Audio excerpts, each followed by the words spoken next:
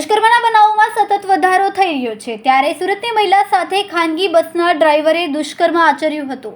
Phone number લઈને message સહિતની વાતો કરીને મહિલાને વિશ્વાસમાં લીધી હતી। બાદમાં મહિલા સાથે દુષ્કર્મ આચરીને 7 વર્ષના સંતાનને મોતને ઘાટ ઉતારવાની ધમકી આપી હતી, જેથી મહિલાએ કાપોદ્રા પોલીસ મથકમાં ફરિયાદ નોંધાવતા પોલીસે બસને કબજો મેળવીને વધુ તપાસ હાથ ધરી છે।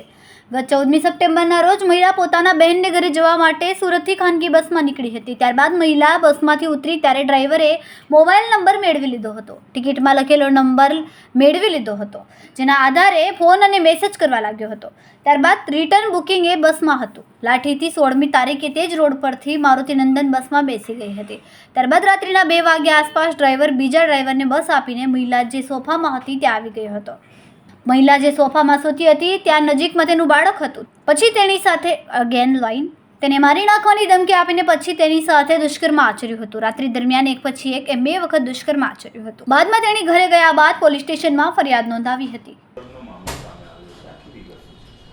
આ કામે હકીકત એવી છે કે આ કામે ભોગ બનનાર પોતે અમરેલી લાઠી પોતાની બહેનના ઘરે ગયેલો અને ત્યાંથી ટ્રાવેલ્સની બસ મારુતિનંદન ટ્રાવેલ્સ લક્ઝરી બસમાં મુસાફરી કરી રહેલ તે સમયગાળા દરમિયાન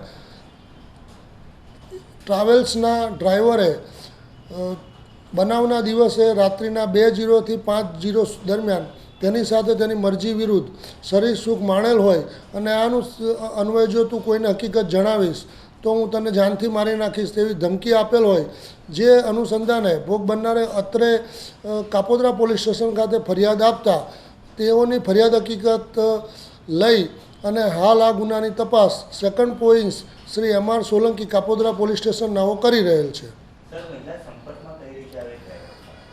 આ કામે હકીકત એવી છે કે આ મહિલા અત્રેના સુરત શહેર ખાતે રહેતા હોય અને તેઓ પોતાની બહેનના ઘરે તારીખ 14/9/2024ના રોજ ગયેલ હોય અને પરત જ્યારે ગયેલ ત્યારે આ ડ્રાઈવર સાથે સંપર્કમાં આવેલા અને મોબાઈલ નંબરથી કંઈક વાતચીત કરવા માટે ડ્રાઈવર તેઓને દબાણ કરતો હતો તેવી હકીકત તેઓએ ફરિયાદમાં જણાવેલ અને પરત ફરતી વખતે પણ આ જ બસમાં તેઓ આવેલા અને તેની સાથે આ દુષ્કર્મનો બનાવ બનેલ છે।